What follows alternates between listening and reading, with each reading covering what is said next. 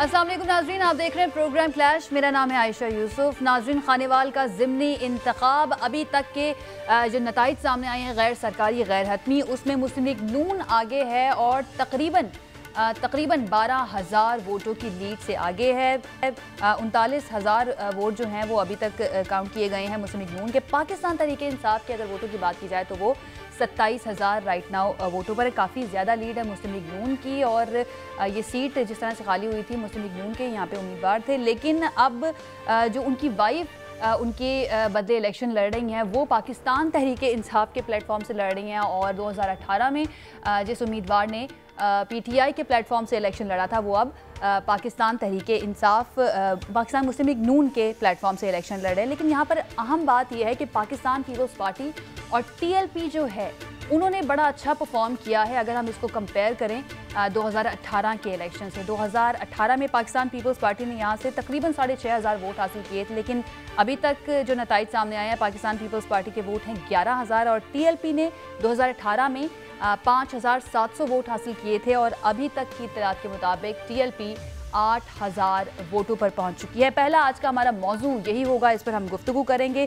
दूसरा आज का मौजू होगा कि हुकूमत की जानिब से ऐलान किया गया है कि जस्टिस रिटायर्ड वजीहुद्दीन पर मुकदमा किया जाएगा, हत्या के इज़्ज़त का दावा दायर किया जाएगा। जबकि जस्टिस रिटायर्ड वजीहुद्दीन जो हैं वो कहते हैं कि मैं अपने बयान पर कायम हूँ कि बनी गाला का ख़र्चा जो है वो दूसरे उठाते थे। जबकि जहांगीर तरीन साहब जो हैं उनकी जानिब से भी तरदीद कर दी गई है कि मैंने कभी बनी गाला के लिए 1 रुपया भी नहीं दिया है। तीसरा आज का हमारा टॉपिक होगा साबिक चेयरमैन FBR शब्बर जैदी साहब का एक बयान सोशल मीडिया पर काफ़ी वायरल हुआ, जिसमें वो ये कहते हैं कि मुल्क दिवालिया हो चुका है। थोड़ी देर बाद उन्होंने तरदीद कर दी, लेकिन उन्होंने साथ ये भी कहा है कि हम कहते रहे हैं कि तब्दीली आ गई है, लेकिन ऐसा नहीं है। इसके ऊपर बात करेंगे और मुल्क की मुआशी पॉलिसियाँ किस समत जा रही हैं इसके ऊपर कुछ बात करेंगे। हमारे मेहमान आज हमारे साथ मौजूद पाकिस्तान तहरीक इंसाफ के रहनुमा शौकत बसरा साहब हमारे साथ स्टूडियो में मौजूद होंगे। मुस्लिम लीग नून के रहनुमा हमारे साथ सिद्दीकुल फारूक साहब मौजूद होंगे। जबकि पीपल्स पार्टी से हमें रिप्रेजेंट करेंगे नादिर गबूल साहब। और प्रोग्राम के आखिरी हिस्से में हमें ज्वाइन करेंगे डॉक्टर कैस असलम, माहिर इक़्तिसादी उमूर। हमारे तमाम मेहमानों का बहुत शुक्रिया हमें ज्वाइन करने के लिए। शौकत बसरा साहब, आगाज़ आपसे ही मैं करना चाहूँगी। तमाम तर दावे वादे सबके बावजूद नून लीग अभी तक जो नज़र आ रहा है ज़्यादातर ज़िमनी इंतखाबात जीतती जा रही है, इसमें आपको वजह क्या नज़र आ रही है? क्या नून लीग के बयानिए की फतह हो रही है या फिर पीपल्स पार्टी ख़ास तौर पर पंजाब में डिलीवर करने में नाकाम नज़र आ रही है आपको? देखिए, पहली बात तो हार जीत इलेक्शन का एक हिस्सा होता है और इसमें ख़ास तौर पे आप अगर ज़िमनी इलेक्शन देखें अगर, तो जिन सीटों पे मुस्लिम लीग नून कामयाब हुई थी 2018 के इलेक्शन में, मेरे ख्याल में 99% उन इलेक्शन सीटों पर रीपोल हुआ है या बाई इलेक्शन हुआ है। अच्छा, वहाँ पर वो सीटें हैं जो नून लीग ने खुद जीती हुई थी, तो अगर वो सीटें रिटेन कर रहे हैं तो मेरे ख्याल में आयशा इसमें कोई हैरान कुन बात नहीं है। क्योंकि एक बात आप ज़हन में रखें कि माजी में जब इलेक्शन होते थे by elections, total machinery government की इन्वॉल्व होती थी, एडमिनिस्ट्रेशन इन्वॉल्व होती थी, DC से लेकर पटवारी तक और DPO से लेकर सिपाही तक तमाम लोग, और ऊपर से क्या होता था कि आपके वज़ीर आज़म वज़रा तमाम लोग जाकर वहाँ पर प्रोजेक्ट्स दे रहे होते थे, कैंपेन कर रहे होते थे। जब से तहरीक इंसाफ की हुकूमत आई है, आप 2018 से पहले का कोई बाई इलेक्शन निकाल के देख ले, जो बातें मैं कह रहा हूँ वर्ड बाय वर्ड आपको उसके अंदर वो चीज़ें नज़र आएंगी। एक ट्रेंड को चेंज किया। होता क्या है कि जब आप गवर्नमेंट में होते हैं तो उसमें आपको एज ज़रूर होता है, अच्छा उसके प्लस माइनस भी होते हैं। अभी जो एक बात तो मैं बिल्कुल इस बात को ओन करता हूँ कि जो महंगाई वाला इशू है वो हमें थोड़ा सा जो है उसके ऊपर मसाइल आ रहे हैं, उसके ऊपर इशू आ रहे हैं। और उसके लिए आपको पता है कि प्राइम मिनिस्टर ने डे एंड नाइट एक किया हुआ है। और हमने ख़ास तौर पे ये पेट्रोल की जो कीमतें थीं, फिर उसके ऊपर बिजली की जो कीमतें थीं, खाने पीने वाली अशिया पे जो हमने अभी सब्सिडी दी है, अब आने वाले दिनों में उसके असरात देखेंगी। हेल्थ कार्ड आ गया है, तो मैं ये समझता हूँ कि हमें जो महंगाई वाला इशू है वो हमें डिस्टर्ब ज़रूर कर रहा है। और उसके लिए जेन्युइन बात भी है कि जो आम सैलरी वाला आदमी है, जो मजदूर पेशा आदमी है, जो दिहाड़ीदार बंदा है, वो उससे ज़्यादा मुतासर हुआ है। अदरवाइज़ अगर आप कहें कि कोई उनका प्लस पॉइंट है तो ये सिर्फ हमारी ये जो इशू हम फेस कर रहे हैं और इसकी जो रीजंस हैं वो इंटरनेशनल भी हैं, नेशनल भी हैं। अभी आप देखें ना, जो कोविड का इशू आया है वो बदकिस्मती से पूरी दुनिया को उसने लपेट में लिया है। बड़े बड़े ममालिक की जो इकोनॉमीज थी वो क्रैश कर गई हैं। लेकिन इसके बावजूद मैं समझता हूँ इलेक्शन में हार जीत होती रहती है। नून लीग अगर ये सीट जीतती है तो हम उसको मुबारक देंगे। हम इनकी तरह ये नहीं कहेंगे कि अगर जीत जाएंगे तो वो इलेक्शन होगा, हार जाएंगे तो सिलेक्शन होगी। इसीलिए हम कहते हैं कि हमें अपने आप को एक तो मैच्योर करना है, और आइंदा से आने वाले दिनों में ये जो हम ईवीएम की बात कर रहे हैं, जो हम कह रहे हैं कि हमें इलेक्शन रिफॉर्म्स करनी है, और यही स्पोर्ट्समैन स्पिरिट है कि अगर आप इलेक्शन जीत जाएं तो आपका मुखालिफ तस्लीम करे। आप दुनिया को देख ले, इंडिया आपके साथ है, ईवीएम पे इलेक्शन करवाते हैं, कनाडा में भी इलेक्शन हुए। तो हम अगर हम लूज किया है उसमें एक दिन में बात ये रखें कि जो खाने वाली सीट है ये भी ओरिजिनली सीट मुस्लिम लीग नून की थी। निशात डाहा मरहूम, अल्लाह पाक उनको करबट जन्नत में जगह दे, वो मुस्लिम लीग नून से इलेक्ट होकर आए थे जी। तो इसलिए ये अब लेकिन शौकत बसर साहब, जब ज़मीनी इलेक्शन होता है तो एक ये भी राय पाई जाती है कि जो हुकूमत में होता है ना, उसका उम्मीदवार ज़रा ज़्यादा मजबूत हो जाता है, और इसी बेस के ऊपर नौरीन निशात डाहा साहिबा जो हैं वो अपनी कैंपेन भी कर रही थी। जो एक खबर सामने आई थी कि वो कह रही थी कि क्योंकि पाकिस्तान तहरीक इंसाफ गवर्नमेंट के अंदर है तो उन्हीं लोगों को ट्रेजरी बेंच वाले जो होते हैं उन्हीं को फंड्स मिलते हैं अपने हल्के में काम करने के लिए। तो उसके बावजूद, गवर्नमेंट में होने के बावजूद, इस तरह से इतनी बड़ी लीड से एक दूसरी पार्टी जीत जाती है, इस पे अच्छा यूसुफ, आपका जो सवाल है बहुत अहम है। देखिए, हम लोग जाहिर है ग्राउंड पे हम इलेक्शन लड़ते हैं, डायनामिक्स ऊपर कुछ और हो रही होती है, जब हम ग्राउंड पे जाते हैं ना तो इश्यूज जो होते हैं वो डिफरेंट हो जाते हैं। अभी आप देखें ना, आपने कहा टीएलपी ने इंप्रूव किया है, वहां से पीपल्स पार्टी ने इंप्रूव किया है। अच्छा, अब प्लस माइनस होते हैं, गवर्नमेंट में होने के भी प्लस माइनस हैं।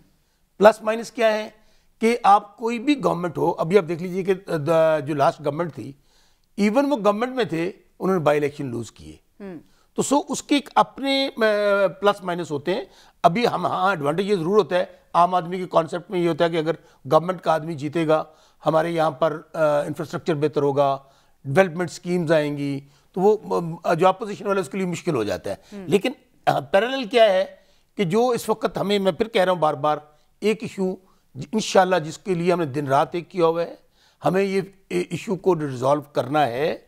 और अभी तक नीचे इफेक्ट जो गली मोहल्ले में है, मैं चूंकि हारूनाबाद फोटाबाद मेरा पसमानदा इलाका है, साउथ पंजाब का डिस्ट्रिक्ट है, जब गली मोहल्ले का आदमी ये बात करेगा कि यार महंगाई कम हुई है, हमें सुख, मैं गवर्नमेंट में तो मैं आपको बात कह रहा हूँ कि वो अभी आवाज़ हमें वो जिस तरह से आनी चाहिए, बल्कि अभी क्या आवाज़ आती है कि महंगाई को कंट्रोल करें, महंगाई है, और ये हमारे लिए इशू है। अच्छा, मैं ये आपसे जानूंगी, लेकिन एक बात, हुकूमत का प्लान क्या है, किस तरह से महंगाई को कंट्रोल करेंगे, लेकिन बाकी मेहमानों को भी शामिल गुफ्तगू कर लूँ। नादिर कबूल साहब, लाहौर में जो ज़मीनी इंतखाब हुआ था NA 133 का, उसमें क्योंकि PTI आउट हो गई थी, नहीं थी, तो इसलिए कहा जा रहा था कि पीपल्स पार्टी ने बड़ा अच्छा परफॉर्म किया है PTI की गैर मौजूदगी में। लेकिन इस इलेक्शन में PTI भी मैदान में थी, और अब क्या समझे हम कि क्योंकि PTI थी इसलिए पीपल्स पार्टी उतना ज़्यादा वोट जो है, हालांकि 2018 से इंप्रूव किया है, लेकिन उतना ज़्यादा वोट नहीं ले सकी PTI की मौजूदगी की वजह से। NA 133 एक और दूसरा हल्का है, खानेवाल दूसरा हल्का है, दोनों हल्कों के वोटर्स अलग हैं, डायनामिक्स अलग हैं, फैक्ट्स अलग हैं। तो वहाँ पे PTI का होना या ना होना उससे फ़र्क तो नहीं पड़ना चाहिए, क्योंकि पीपल्स पार्टी का वोट बैंक अपना है, PTI का अपना है। ये बात तो मेरे समझ से बाहर है कि PTI का वोटर कभी पीपल्स पार्टी के लिए क्यों वोट करेगा, उसी तरह पीपल्स पार्टी का वोटर आपके रहनुमा इसी प्रोग्राम में आके कहते रहे हैं कि वो हमारा ही वोटर था जो PTI के पास चला गया था, हम उनके पास गए, हमने उनको मनाया और वापस लेकर आए, वो तो हमारे नजरियाती वोटर है। नहीं, देखें, वही उस तरह के बहुत सारे वोटर अभी पूरे पाकिस्तान में जो कि PTI से बहुत ज़्यादा नाला है, बहुत ज़्यादा मायूस हुए हैं, और उनको पता चल गया कि PTI के तमाम जो दावे थे कि नौकरियां देंगे, बेरोज़गारी ख़त्म करेंगे, पाकिस्तान को बदल देंगे, पता नहीं यहाँ पे शायद दूध की नहरें बहा देंगे और सारे चोरों को पकड़ लेंगे, IMF के मुंह पे लोन जाके मार देंगे, पेट्रोल 45 रुपये का हो जाएगा, स्टील मिल बहाल हो जाएगा, दुनिया की नंबर 1 एयरलाइन बन जाएगी, अगर महंगाई होगी तो वज़ीर आज़म चोर होगा। जब ये सारी बातों का पर्दाफाश हो गया तो PTI के बहुत सारे वोटर हैं जो कि पीपल्स पार्टी के लिए भी वोट करेंगे, जो कि नून लीग के लिए भी वोट करेंगे, जो कि और दीगर पार्टीज के लिए वोट करेंगे, मगर PTI के लिए वोट नहीं करेंगे, क्योंकि साबित हो गया कि इमरान खान साहब की सिर्फ ये बातें थी। इमरान खान साहब एक मोटिवेशनल स्पीकर जरूर हो सकते हैं, क्रिकेट के कमेंटेटर जरूर हो सकते हैं, मगर मुल्क चलाने के वो अहल नहीं है। उनके पास कोई प्लान ऑफ एक्शन नहीं है, कोई स्ट्रेटजी नहीं है। उनकी आप टीम देख रहे हैं, हर 6 महीने बाद किसी न किसी वजीर को या किसी न किसी सीनियर ब्यूरोक्रेट को या पंजाब में IG को चेंज चेंज कर देते हैं। तो इमरान खान से अभी इस वक्त किसी को कोई उम्मीद नहीं है, बल्कि खानेवाल के इलेक्शन में भी जो इम्प्रूवमेंट आई है वो इसी बात का सबूत है कि जो पीपल्स पार्टी का एक बयानिया है और पीपल्स पार्टी की एक जो स्टेबल और मैच्योर पॉलिटिक्स है और जो ट्रैक रिकॉर्ड है उसके बाद अभी जो पाकिस्तान के अंदर जो एक अनडिसाइडेड वोटर है या जो वो वोटर जो नाराज हो गया पीटीआई से, वो बिलावल साहब की तरफ देख रहा है कि ये एक वाहिद लेकिन यहाँ पर तो 27,000 अभी तक वोट पीटीआई के हैं और पीपल्स पार्टी के 11,000 वोट है। यहाँ पर जो नाराज वोटर्स थे उनको मनाया नहीं पीपल्स पार्टी ने? नहीं, देखिए अभी इंशाल्लाह 1 साल 1.5 साल रह गए और अभी वही आप वाली बात कि अभी पीटीआई हुकूमत में है, वफाक में भी और पंजाब में भी, तो ऑब्वियसली सारे रिसोर्सेज उनके पास हैं। वो किसी ना किसी तरह मना के लोगों को या लालच दे के लोगों को ला सकते हैं वोट डालने के लिए। मगर जब शौकत बशरा साहब कह रहे हैं कि कोई हुकूमती मशीनरी इस्तेमाल नहीं हो रही, हमने बड़ा सिस्टम चेंज कर दिया है, आप कोई नहीं चाहता। नहीं, ऐसी बात नहीं है। अगर किसी भी हलके में लोगों को पता है कि फ़िलहाल वज़ीर आला भी पीटीआई का है, वज़ीर आज़म भी पीटीआई का है, तो मोस्ट लाइकली वो आखिरी कोशिश करते हैं कि पीटीआई के साथ वाबस्ता रहें ताकि उनके काम वाम हो सके। मगर जब ये हुकूमत ख़त्म हो जाएगी, इसका टेन्योर ख़त्म हो जाएगा, फिर आप देखना कि मुश्किल से ही लोग निकलेंगे इमरान खान के लिए या पीटीआई के लिए वोट करने के लिए, बिकॉज उस वक्त ना उनके ऊपर कोई प्रेशर होगा, ना कोई लालच होगी।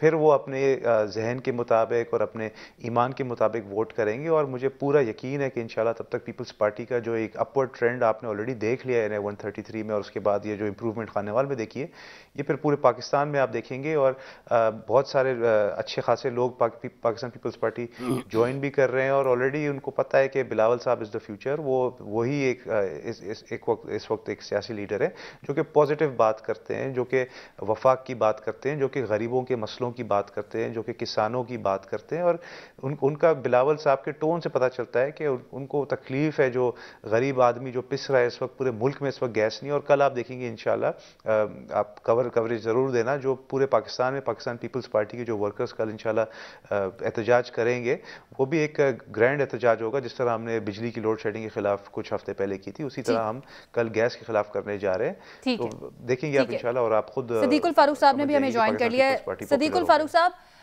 सबसे पहले तो हुकूमत जो है जब भी उनसे कुछ सवाल करें तो वो कहते हैं कि ये हम माजी की पॉलिसियों को, ख़ास तौर पर जो नून लीग की पॉलिसियां थी उनके नताइज भुगत रहे हैं। इसके ऊपर आप क्या कहेंगे? लेकिन आज का अभी तक का जो नतीजा सामने आया है PP 206 का, उसमें मुस्लिम लीग नून आगे है, तो आप समझते हैं कि नून लीग का बयानिया कामयाब हो रहा है? बिस्मिल्लाहिर्रहमानिर्रहीम, बहुत शुक्रिया। पहले तो मैं ये अर्ज करूंगा कि पीटीआई के हमारे दोस्त जो कि पाकिस्तानी हैं, ये भी, इनमें ये सलाहियत है कि ये रात के 12 बजे के घुप अंधेरे को दिन के 12 बजे और निस्फ नहार पर सूरज है और जनाब धूप हर तरफ जो है वो छाई हुई है, ये कह सकते हैं। ये इनमें सलाहियत है और ये डंके की चोट यानी झूठ बोलते हैं और बिल्कुल परवाह नहीं करते। इससे ज्यादा गंदम जवाब चने, लेकिन मैं करूंगा, मैं अभी जवाब दे रहा हूँ। जी आप जवाब दीजिए। आप सवाल गंदम का जवाब भी मैं आपको दे रहा हूँ। पहले तो ये बात है, ये जो पीटीआई की जो खूबियां हैं मैंने वो रखी हैं आपके सामने। माजी की पॉलिसियां, तो माजी की पॉलिसी 5.8 GDP, 4% इन्फ्लेशन, डॉलर 120-22 का, बड़े बड़े प्रोजेक्ट्स, 12,000 मेगावाट बिजली, ये सारी चीजें तो इनको दे के हम गए हैं ना। तो इन्होंने 3.5 साल में क्या किया? ये क्या करते क्या रहे? ये कहते हैं जी पीछे छुपते हैं अपना कोविड-19 के। कोविड-19 इंडिया में पाकिस्तान के मुकाबले में 100 गुना ज्यादा शदीद था। उनकी GDP 8,000 या 5 है। आपकी GDP कहाँ है? आप तो जितना भी झूठ बोलते हैं वो सामने आ रहा है हर तरफ से। तो इसलिए आप अपनी कारकर्दगी बताएं। अब मेरे दोस्त ने अपना गालिबन नादिर गबोल साहब ने बहुत सी बातें की हैं। जब आप 6 फाइनेंस मिनिस्टर बदलोगे, 7 सेक्रेटरी फाइनेंस बदलोगे, 4-4, 5-5 चेयरमैन जो है वो बदलेंगे अपना उसके फेडरल पब्लिक FBR के, तो फिर उसके बाद क्या होगा? अब भी ये गश्त कर रही है अफवाहें कि फलां की जो है पोर्टफोलियो चेंज होने वाला है फलां का। तो आपको असल बात यह है, काम करना नहीं आता। हाँ, आप प्रोपेगेंडा करने के माहिर हैं, आप काले को सफेद कहने के माहिर हैं, लेकिन अवाम जो हैं वो देख रहे हैं, जब वो कोई चीज खरीदते हैं, जब वो बिजली का बिल देते हैं, जब वो पेट्रोल डलवाते हैं, जब वो अपना खाद की बोरी डीएपी की 10,000 रुपए में ब्लैक हो रही है वो खरीदते हैं, जब वो आटा जाके खरीदते हैं, तो फिर उन्हें पता चल जाता है कि आप लोगों की कारकर्दगी क्या है।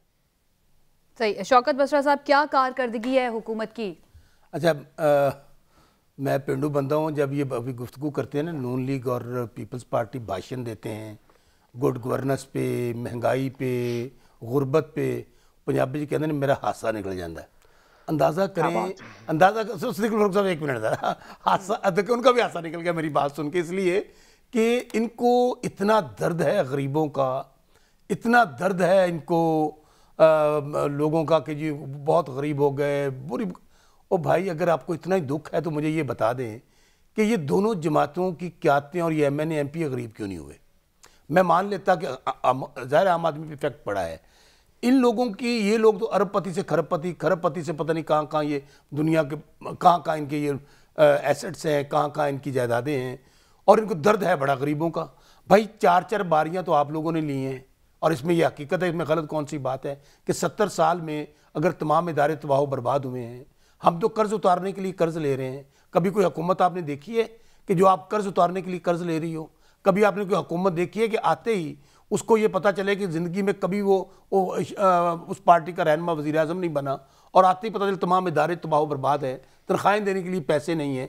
तो भाई हमने तो उन हालात में जब, और अभी मुझे अभी तक याद है शायद खाकान अब्बासी साहब का एक इंटरव्यू वो कोट करते हैं कि उन्होंने कहा कि, और इसहाक डार साहब ने 2-3 बार कहा है कि अगली जब जिसकी भी हुकूमत, इनको पता था कि हम लोग नहीं आ रहे, कि जिसकी भी हुकूमत आएगी उन्होंने लग पता जाएगा।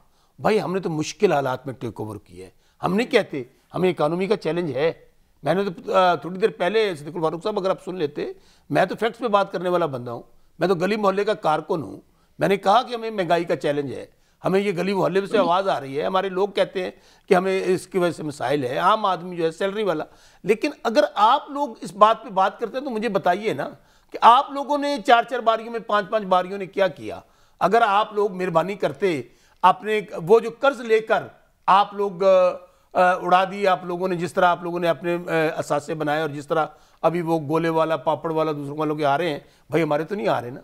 तो गुजारिश सिर्फ इतनी है, इश्यूज़ हैं, मसाइल हैं, तो बाकी फिर इलेक्शन में फिर बात करता हूँ। हमने हमेशा इदारों का एहतराम किया है, हमने हमेशा, सुने एक मिनट सुन लिया गया। आज आप बड़े खुश हैं ना, पता नहीं अभी तो रिजल्ट सुन तो ले, अच्छा सुन तो ले, अभी तो इलेक्शन का रिजल्ट आ रहा है ना। अगर हम हार गए तो हम खुश दिली से तस्लीम करेंगे कि हम हारे हैं। हम आपकी तरह ये नहीं कहेंगे को RTS बैठ गया, वो जी वो किडनैप कर लिया, वो जी सिलेक्शन हो गई, वो जी हमें सिलेक्शन को ये उस वक्त इलेक्शन को मानते हैं। मेरी बात सुनिए ना, आयशा यूसुफ, ये उस वक्त इलेक्शन को मानते हैं जब ये वजीर आजम बन जाए, वजीर आला बन जाए, जब तक ये जीतेंगे नहीं ना, इनके नजदीक ना पाकिस्तान अच्छा, ना पाकिस्तान का सिस्टम अच्छा, ना कोई इदारा अच्छा। इनको तो उस वक्त सारी चीजें अच्छी लगनी शुरू होती हैं कि जब इनको इक्तदार मिल जाए, इनको हुकूमतें मिल जाए, और ये टीटियां लगानी शुरू कर। इसका जवाब भी ले लेते।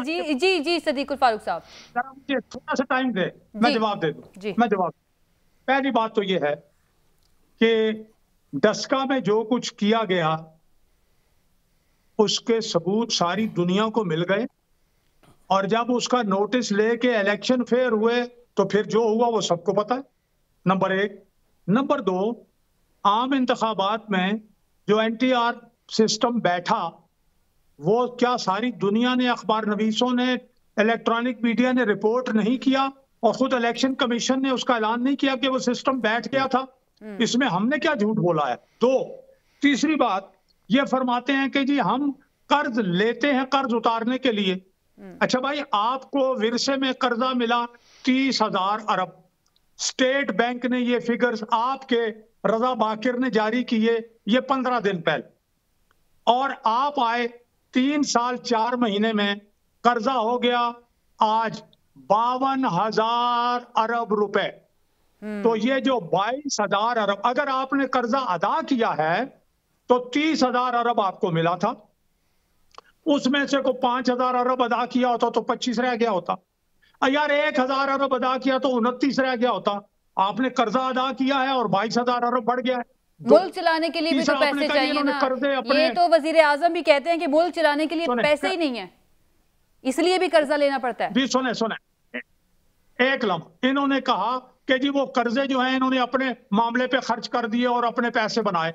आपने कर्जों पर कमीशन बनाया इमरान खान ने, उस कमीशन ने फिर क्या रिपोर्ट दी कि सारे कर्जे ठीक खर्च हुए हैं, वो आपने कमीशन बनाया। भाई हमने नहीं बनाया यार। बसरा साहब, तो आप कमीशन का नाम लिया तो मेरी हंसी निकल गई है। कमीशन आपको बड़ा याद रहता है, पता नहीं कमीशन कमीशन कमीशन आपको बहुत याद रहता है, आपको बाकी चीजें याद नहीं। तो सीधी सीधी बातें करो ना, सीधी अच्छा, बात करो ना यार। नादिर गबोल साहब से भी मुझे सवाल करने दें, आगे बढ़ जाते हैं इस टॉपिक से जरा। नादिर गबोल साहब, पाकिस्तान पीपल्स पार्टी और नून लीग के दरमियान आजकल क्या चल रहा है? कल खबर आई थी कि मखदूम अहमद महमूद साहब जो हैं उनकी मुलाकात हुई है लंदन में नवाज शरीफ से, तो वो जाती हैसियत में मिले हैं या कोई पैगाम लेकर गए थे वहां पर? देखिए, फ़िलहाल तो ज़ाती हैसियत से ही पता चल रहा है कि मुलाकात हुई थी। अगर पैगाम लेके गए होते तो हमारी पार्टी का एक मुतहरिक मीडिया सेल है, उसकी तरफ से एक ऑफिशियल स्टेटमेंट आ जाती या कोई प्रेस कॉन्फ्रेंस हो जाती, तो ज़ाती हैसियत में उसको लिया जाए, क्योंकि उनके होंगे ज़ाती ताल्लुकात, एक ही सूबे से हैं, जाहिर सी बात है, और दोनों पुराने सियासतदान हैं, तो कोई हुई होगी या शायद उनकी तबीयत पूछने गए होंगे। मगर सबको परेशानी इसलिए हो रही है क्योंकि अब सबको लग रहा है कि शायद पीपल्स पार्टी और नून लीग और तमाम अपोजिशन पार्टीज मिलके once and for all Imran Khan sahab और इमरान खान साहब के लाने वालों का जो नहीं, हम दरअसल कंफ्यूज हैं नादिर साहब, हम दरअसल कंफ्यूज हैं क्योंकि पीपल्स पार्टी की तरफ से ऐसे बयानात हम देखते हैं आ रहे होते हैं जलसों में, कारकुनान से खिताब में, कि नून लीग को बहुत ज़्यादा बुरा भला कहा जा रहा है। दूसरी तरफ मुलाकातों की खबरें आती है, तो हमें समझ नहीं आ रहा कि मिलने जा रही हैं या मजीद ताल्लुकात इनके ख़राब हो रहे हैं। मुस्तकबिल में हमें क्या नज़र आएंगे ताल्लुकात नून लीग और पीपल्स पार्टी के? देखें, कारकुनान के हद तक तो हम नहीं कंट्रोल कर सकते जज्बात में आके। कॉर्नर मीटिंग्स में या किसी जलसे में अगर कोई कारकुन कोई बात बोल दे तो हम नहीं, कारकुन नहीं, बिलावल साहब ने बोली और जरदारी साहब ने बात की। कारकुनान की बात नहीं मैं कर रही, मैं जरदारी साहब की और बिलावल साहब की बात कर रही। जी देखें, बिलावल साहब जो हैं वो तो शहबाज शरीफ साहब के साथ मिलते रहते हैं असेंबली में, क्योंकि शहबाज शरीफ साहब आपको पता है लीडर ऑफ द अपोजिशन है नेशनल असेंबली में, तो उनसे मुलाकात रहती है। अच्छा फॉर्मल ताल्लुकात हैं उनके, एक प्रोफेशनल ताल्लुकात हैं। कुछ बिल्कुल माजी कुछ दिनों पहले जरदारी साहब ने कुछ चंद चीज़ें बोली थी, फिर आगे से रद्द अमल भी आया था। मगर देखें, ये तो होता रहता है, ओबियसली दोनों अपनी अपनी अलग अलग सोच की सियासी पार्टीज हैं, तो इख्तलाफात तो होते रहते हैं। मगर अपोजिशन में हैं दोनों, और दोनों एक बात पे तो मुत्तफिक हैं कि हमने once and for all election system को और इलेक्शंस को इतना हमने स्टेबल और रिलायबल बनाना है कि दोबारा आरटीएस की तरह अब ईवीएम के थ्रू अगला इलेक्शन हाईजैक नहीं हो। बिकॉज अब ईवीएम का यही मकसद है जो आरटीएस का मकसद था, वो ये है कि आवाम की जो असल जो राय है उसके ऊपर पर्दा रख के और एक जाली सेलेक्टेड हुकूमत को लाना। और आई एम श्योर, और मुझे उम्मीद है कि जो लाने वाले थे सेलेक्ट करके, अब वो भी गलती से समझ गए होंगे कि देखिए, नकल के लिए भी अकल चाहिए होता है। ये नहीं कि आप किसी को भी ला के बिठा दें प्राइम मिनिस्टर के कुर्सी पे और फिर आप ये सोचें कि वो मुल्क के हालात बदल देगा, ऐसा नहीं होता है। अच्छा, सदीकुल फारूक साहब, आपसे मैं ये जानना चाहूंगी, ठीक है नादिर साहब आपका पॉइंट आ गया है। सदीकुल फारूक साहब, आपसे मैं जानना चाहूंगी, एक जो लीडर है वो कहता है कि सर्टिफाइड चोर, फिर दूसरा लीडर जो है वो आके कह देता है मुल्क मुखालिफ लोग हैं जो अपने मुल्क में मरना नहीं चाहते हैं, उनका इस धरती में कुछ भी नहीं है। तो फिर इन लोगों के साथ, पाकिस्तान पीपल्स पार्टी के साथ नून लीग जो सर्टिफाइड चोर कह रही है, मुल्क मुखालिफ कह रही है, उनके साथ आप फ्यूचर में नजर आएंगे साथ?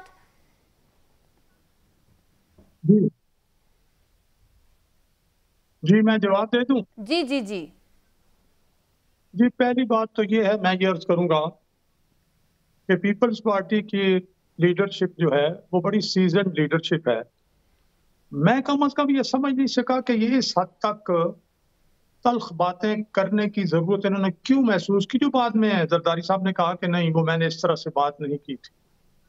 अगर हम, और यकीनन हम आइन की बालादस्ती चाहते हैं, तो फिर हमारे दरमियान अभी जो गबोल साहब फरमाते हैं कि शहबाज शरीफ साहब की क़यादत में पार्लियामेंट के कौमी असम्बली के अंदर एक सारी हिज़्ब इख्तिलाफ मुत्तफिक है, तो अगर आप मुल्क को सही रास्ते पर डालना चाहते हैं, इलेक्शन अपने अपने प्लेटफॉर्म से लड़ें, लेकिन आइन और कानून हुक्मरानी के लिए तो हाथ मिलाने चाहिए ना हमें।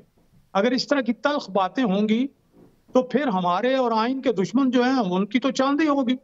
तो इससे बचना चाहिए, मैं ये कहूँगा। ठीक है, यानी कोई इनके खिलाफ कोई सेंटिमेंट नहीं पाया जाता नून लीग के अंदर, जिस तरह की बातें पीपल्स पार्टी रहनुमा ने की हैं। मैं ये कहता हूं कि फॉर द ग्रेटर कॉज।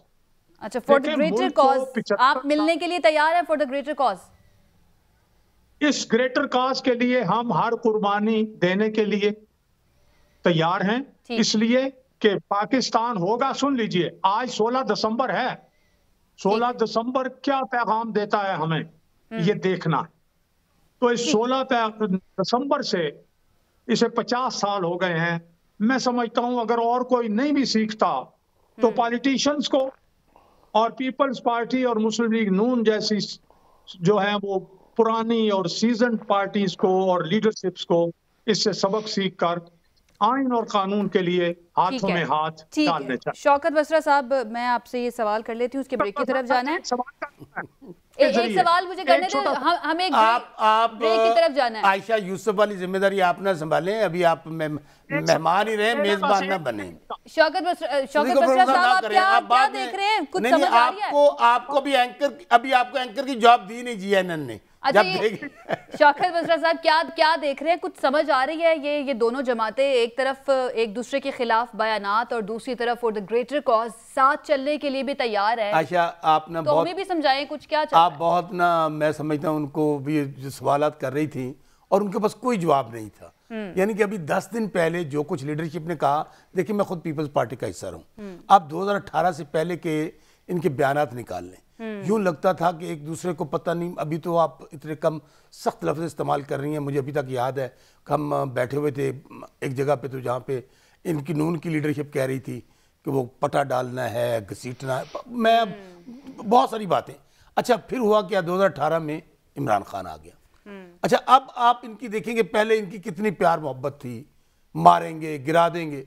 अब जरा अपोजिशन के इस दौर के 2018 के बाद वाले बयान निकाल लें, जो कुछ बिलावल साहब ने नून लीग की लीडरशिप के मुतालिक कहा, जो कुछ इनके लोग कह रहे हैं, और इसको छोड़ दे, खानेवाल में आज एक दूसरे के ऊपर FIR दर्ज करवा रहे हैं। FIR दर्ज करवाई है पीपल्स पार्टी ने मुस्लिम लीग नून के खिलाफ।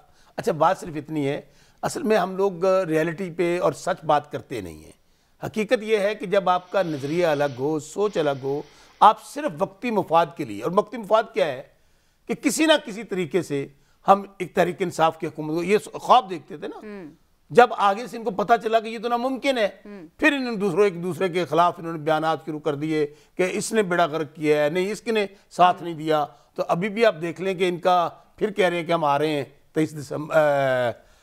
23 मार्च को लॉन्ग मार्च के लिए। तो आप देख लीजिए उससे पहले इनके बयानात। तो मैं समझता हूँ पार्टियों के अंदर इख्तिलाफ राय होता है, सोच होता है, लेकिन जाती आप इनकी दोनों पार्टियां, मैं फिर कह रहा हूं, दोनों पार्टियां इस हद तक एक दूसरे के खिलाफ जा चुकी हैं, इस हद तक गुफ्तगू की है, इसके बावजूद अच्छा, मजबूरी होती है। अभी एक फिक्रा, नादर कबूल छोटे भाई हैं, अभी जब वो बात को कवर कर रहे थे ना, मेरा वो मैं कह रहा था माशाल्लाह किस तरह वो थोड़ी देर पहले कहते वर्कर ने बात की है, आपने कहते नहीं आपकी लीडरशिप ने बात की है, उनका नहीं वो मियां साहब की और छोटे मियां साहब। अच्छा, शौकत बसरा साहब, मुल्क की सियासत है ना, ऐसी ऐसी चीजें हमने देखी हैं जो शायद सोची भी नहीं होंगी।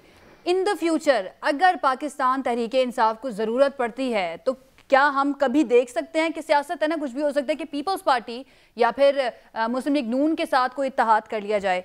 अच्छा देखिए, मैं फिर आपको कहूँ, सियासत में नामुमकिन कुछ भी नहीं होता, और वैसे भी कहते हैं ना, जो इम्पॉसिबल लफ्ज है ना, ये पागलों की डिक्शनरी में होता है।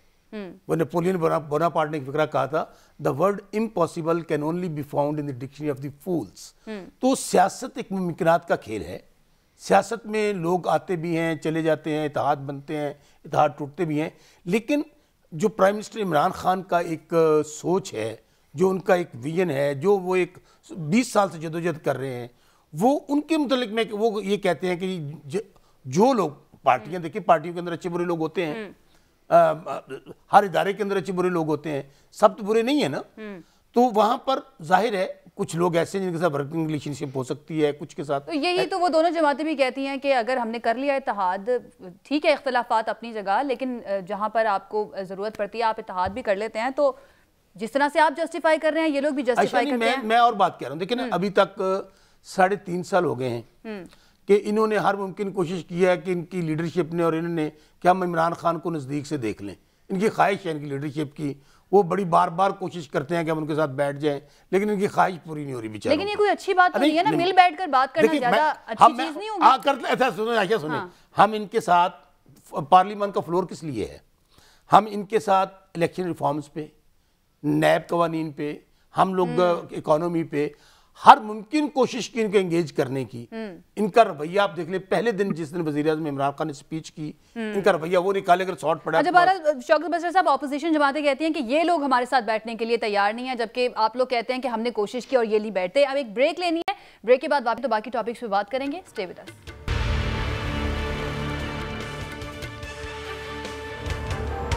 जी, ये साबिक चेयरमैन एफबीआर बात कर रहे थे, शबर जैदी साहब। जिस वक्त वो एफबीआर के चेयरमैन थे तब वो खुद कह रहे हैं कि हम कहते थे कि जी तब्दीली जो है वो आ रही है, सब कुछ बड़ा अच्छा है, लेकिन वो खुद मान रहे हैं कि वो सब कुछ एक धोखा ही था, लोगों को धोखा देने वाली बात थी। साथ ही उन्होंने कहा है कि मुल्क दिवालिया हो चुका है। बाद में उन्होंने इस चीज़ की तरदीद भी कर दी, लेकिन फिर भी बसरा साहब तहफ़्फ़ुज़ात का इजहार तो वो कर ही रहे हैं ना कि तब्दीली का हम कहते रहे थे, लेकिन तब्दीली जो है कोई आई नहीं, ये लोगों को धोखा देने वाली बात है। अच्छा, पहली मैं बात कहूँ, देखें, उन्होंने स्टेटमेंट वापस भी ले लिया जो कहा उन्होंने, पहली बात। और दूसरी बात कि ये खुद एफबीआर के चेयरमैन रहे हैं, उस वक्त भी 2-4 इनकी कंट्रोवर्शियल स्टेटमेंट आए, और आपको याद होगा कि जब ये रिटायरमेंट होने से पहले और उसके बाद भी, तो उसके बाद ये फौरी स्टेटमेंट वापस भी ले लेते थे। मैं ये कहूँ कि दूध और शहद की नहरें बह रही हैं, सब अच्छा है। मैं तो पहले आपको कह चुका हूँ, हमारा जो रियल चैलेंज है वो रियल चैलेंज ही इकानमी का है, उसके लिए हम दिन रात काम कर रहे हैं। आज आप स्टॉक एक्सचेंज देखें, बेहतर हुई है। ज़ाहिर है हमारी रुपये पे प्रेशर आया है, डॉलर ऊपर जाने की वजह से पैसे पे प्रेशर आया है, जिसकी वजह से इश्यूज भी बने हैं, महंगाई भी आई है। उसमें आप अभी मैं समझता हूँ कि अगर आप आज एक हफ्ता पहले मेरे को दोस्त है वो एक्सपोर्टर मुझे बता रहे थे 6.4 बिलियन डॉलर को एक्सपोर्ट ने टच किया है। आपकी जो कंस्ट्रक्शन इंडस्ट्री है इतने लेवल पे काम कर रही है कि कहते हैं कि आज तक इतना ज़्यादा काम नहीं हुआ था इसके ऊपर। अच्छा, मैं किसान हूँ, छोटा किसान ज़मींदार भी हूँ, छोटा सा।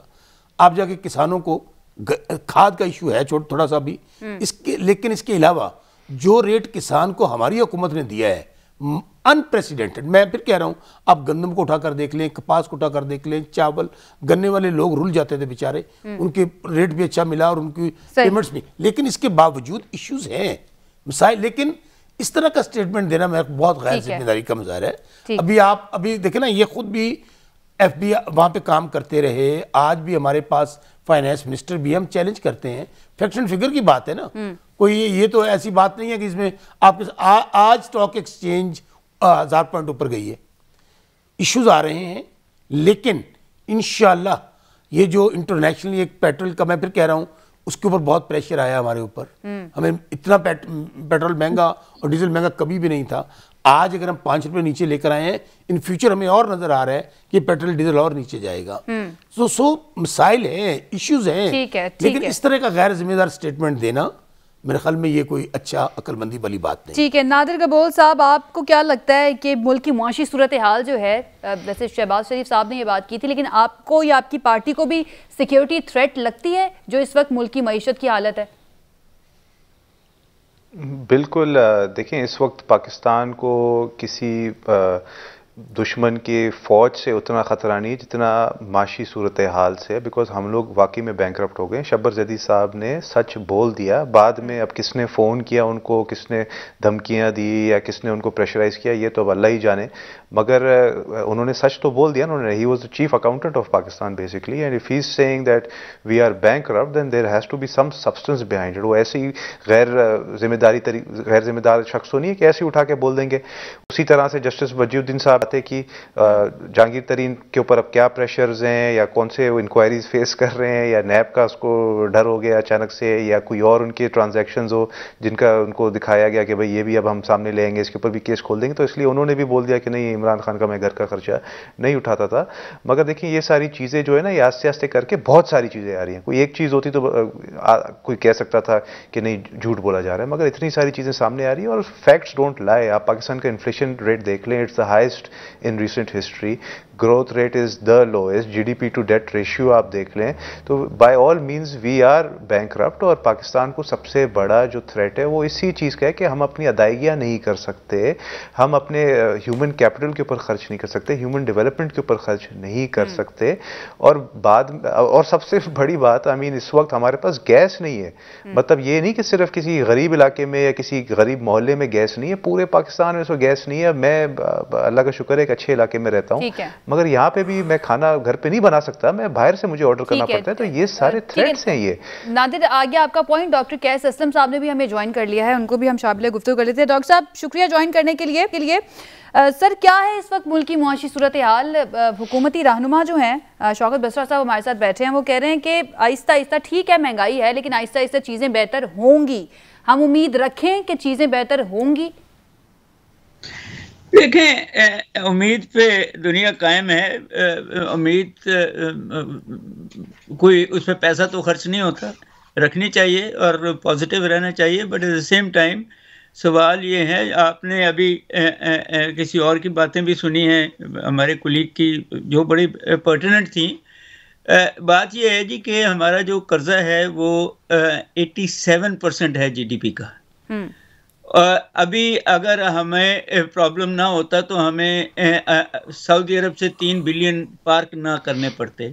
आज से कुछ महीने पहले हमारे जो रिजर्व्स थे वो 27 बिलियन पे चले गए थे, खुद गवर्नमेंट का थी। इस वक्त वो 17 बिलियन से नीचे आ गए हैं।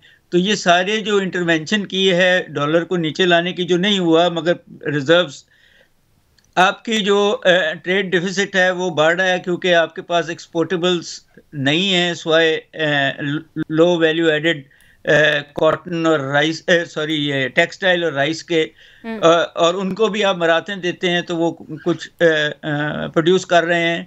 कंस्ट्रक्शन इंडस्ट्री जो एक्सपोर्टेबल नहीं है उसको आपने ब्लैक मनी पार्क करने की इजाज़त दी, तो अब वो भी रो रहे हैं कि चीज़ें माफिया से आप खुद कहते हैं कि नहीं लड़ सक रहे। जॉब क्रिएशन यहाँ हुई नहीं, कुछ कोविड-19 ने आपको रिस्ट्रेन कर दिया, मगर वो तो सारी दुनिया को रिस्ट्रेन किया है। सो ये असल जो इश्यूज हैं वो 2-4 बड़े इम्पोर्टेंट हैं। वो पहली तो ये है कि स्ट्रक्चरल चेंजेस हमें ये गवर्नमेंट ने वादा किया था, वो हमें नज़र नहीं आ रही।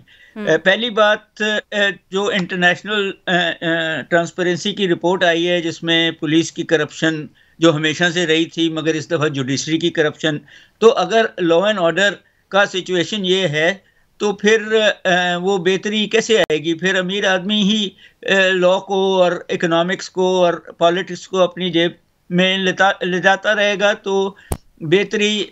अभी आप देखें ना कि रेगुलेटर ने 10 रुपए से ज्यादा कहा कि पेट्रोल कम कर दे, गवर्नमेंट ने 5 रुपए कम किया। 5 रुपए तो इसका मतलब है कि कहीं प्रॉब्लम तो है। एक चीज मैं समझना चाहूंगी आपसे, गवर्नमेंट से जब हम सवाल करते हैं कि महंगाई इतनी ज्यादा क्यों बढ़ रही है, तो वो यही कहते हैं कि कोविड की वजह से पूरी दुनिया में महंगाई आई है, इसलिए इसका असर पाकिस्तान में भी आया है। तो इसका रीजन क्या सिर्फ कोविड पर डालकर या इंटरनेशनल मार्केट पर डालकर बरी जिम्मा हो सकती है हुकूमत?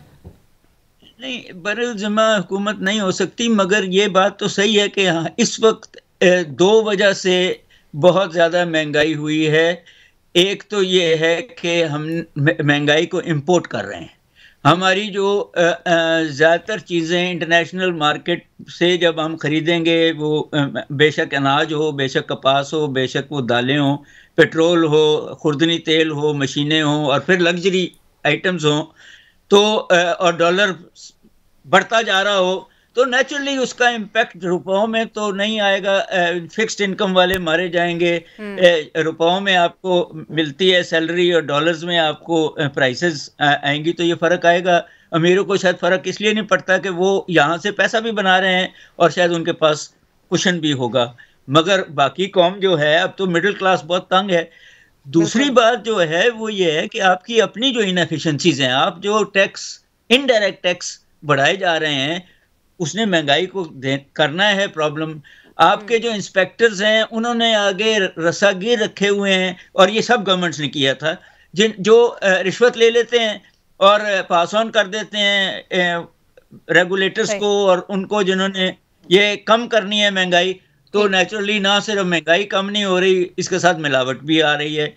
सो इंस्टीट्यूशनल फ्रेमवर्क जो है वो जब तक चेंज नहीं होगा, आम आदमी को नजर आना चाहिए, ये इलेक्शन ईयर है, नजर आना चाहिए कि अगर आप ये आम चीजें, खाने पीने की चीजें, दालें, चावल और इन दूध के ऊपर से, ये इन चीजों से अगर आप एनर्जी सोर्सेज पे से आप 17% टैक्स कम कर दें तो आपको कोई फर्क नहीं पड़ेगा। कहीं और लगा लीजिए, डॉक्टर पे लगा लीजिए, मगर इन पे लगा के आप क्यों गरीब आदमी से पैसे लेते? जो असल इशू है वो ये है कि एम्प्लॉयमेंट, इनकम जनरेशन की अपॉर्चुनिटीज नहीं है, इसलिए इनकम जनरेशन की अपॉर्चुनिटीज नहीं है।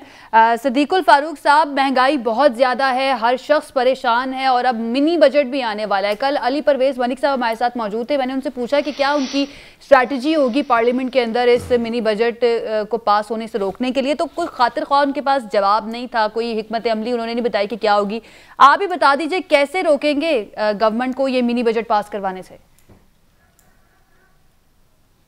देखिए जी, इनडायरेक्ट टैक्स लगाने के लिए कोई रुकावट नहीं है, वो लाएंगे। जिस तरह इन्होंने, आपने देखा सेनेट में इन्होंने क्या किया कि जी जुमे की नमाज का टाइम है, अब जो है वो इजलास एडजर्न करते हैं। जब अपोजिशन वाले चले गए, चुप करके इजलास बुला के अपने लोगों को पहले से बताया हुआ था और कानून पास कर लिया। तो इस तरह का कोई हरबा इस्तेमाल करेंगे तो टैक्स। लेकिन असल मामला ये है कि क्या गरीब और मुतवस्सित तबके में मजीद टैक्स बर्दाश्त करने की मतलब बर्दाश्त है, उनमें गुंजाइश है? नहीं है। अब अगर ये इस तरह करते हैं तो साफ तस्लीम करते हैं कि ये मईशत को संभालने में, आमदनी बढ़ाने में जायज तरीकों से ये नाकाम हो चुके हैं अपनी नालायकी की वजह से। दो तीन बातों पे मैं तवज्जो दिलाता हूं। जो शौकत बसरा साहब हमारे दोस्त भी हैं, उन्होंने ये कहा कि जी ज़राअत बड़ी तरक्की कर रही है। ज़राअत, गंदुम हुकूमत ने 1800 रुपए मन दफा 144 लगा के खरीद ली किसान से, और इस वक्त गंदुम का रेट 2600 से लेके 2700 रुपए, 1.5 गुना बढ़ गया। जबकि मैंने आपको बताया है डीजल की कीमत बढ़ गई, डीएपी खाद 10,000 रुपए बोरी बिक रही है, यूरिया का ये हाल है, बाकी इनपुट्स महंगी हो गई हैं। तो किसान को क्या मिला? किसान की गंदुम जो उससे 1800 और 1600 रुपए मन ली, वो तो 2700 रुपए मन है इस वक्त। दूसरी बात इन्होंने कहा तामीराती इंडस्ट्री, तामीरात में 1,95,000 टन सरिया हो गया है, जो सरिया हमारे दौर में 60 और 70 हजार रुपए टन था। ईंट जो 8 से 10 हजार रुपए की हजार थी, आज 15,000 रुपए है। सीमेंट की बोरी जो 450 500 रुपए थी, 700 750 रुपए हो गई है। तमाम तामीराती जो मटेरियल है वो सारा 100% दुगना हो गया है। लोग, अभी मैं मार्केट में बैठा हूं, मेरे दाएं बाएं यहाँ कोई अगर मकान बनते थे वो रुक गए हैं कि हमारे पास तो पैसे नहीं है। जबकि हमारे जो पीटीआई के दोस्त हैं, जो दिन की रोशनी में इन्हें नजर नहीं आता, मैं क्या कहूँ, ये कहते हैं कि तामीराती जो है काम वो बड़ा तेजी से हो रहा है। बिल्कुल नहीं हो रहा, बंद हो गया तामीराती काम। लेकिन ये फिर भी अच्छा, एक और बात है, अपने लीडर की ईमानदारी और सारी बात करते हैं। मेरे भाई सारी बात को छोड़ो, आपके लीडर साहब इतने ईमानदार और इतना उन्हें गरीबों का ख्याल है और इतने वो सादा है। ये जो 8 करोड़ की घड़ी और ये जो 5-6 किलो सोना और दीगर तोहफे हैं, और 4 महीने से चल रहा है हाई कोर्ट में जनाब अली मामला, और हर तारीख पे आप जनाब मोहलत ले लेते हैं। और वही बताओ ना, क्यों नहीं बताते हो? क्यों चोरी करके छुपा के रखे हुए हैं? यही इसी तरह का मौक़िफ़ आपकी गवर्नमेंट ने भी इख्तियार किया था जब उनसे पूछा था कि हमारे जो ताल्लुकात है दूसरे मुल्कों के साथ वो ख़राब हो जाएंगे। वही इनका भी मौक़िफ़ है, इनकी गवर्नमेंट का भी मौक़िफ़ है। डॉक्टर साहब से मैं ये जानना चाहूँगी, डॉक्टर कैस साहब से, उन्होंने हमें लेट ज्वाइन किया है। उन्होंने हमें लेट ज्वाइन किया, उनसे मैं जानना चाहूंगी डॉक्टर साहब, क्या डॉलर को मार्केट की सूरत हाल पर छोड़ा जा सकता है? क्या रुपया जो है हमारा वो इतनी बेकदरी बर्दाश्त कर सकता है? नहीं कर सकता। ये अनफॉर्चुनेटली आपने जो एक ऐसा लॉ पास कर दिया जो दिसंबर तक तो है कि स्टेट बैंक के किसी भी काम को पाकिस्तानी कानून नहीं चैलेंज करेगा, तो फिर आपने उनको इजाज़त दे दी है कि वो स्पेकुलेटिवली अपने दोस्तों को, अपने बैंक्स को ये डॉलर ख़रीदने पे मजबूर कर दें या एडवाइस कर दें। 184 पे जाके कहीं इसने रुकना है। जब ये लॉ ख़त्म हो जाएगा फिर सवाल ये है कि नहीं, पाकिस्तान का रुपए के ऊपर अब वो पावर ही नहीं है आपके लिए। या तो पाकिस्तानी वहाँ से भेजते रहें पैसे जो वो भेज रहे हैं बेचारे, ये जो आपकी यूथ है या तो इनको आप एम्प्लॉयबल दुनिया में कर दें, या फिर एसएमईज और दूसरे जो आपकी एग्रीकल्चर है उसको एक्सपोर्टेबल बना दें। आपकी सर्विस सेक्टर जो 60% है अब जीडीपी का हिस्सा, उसको, डॉक्टर्स को और आईटी को आप एक्सपोर्टेबल बना दें, तो फिर तो शायद आप ये स्पैरिटी को ठीक कर सकें।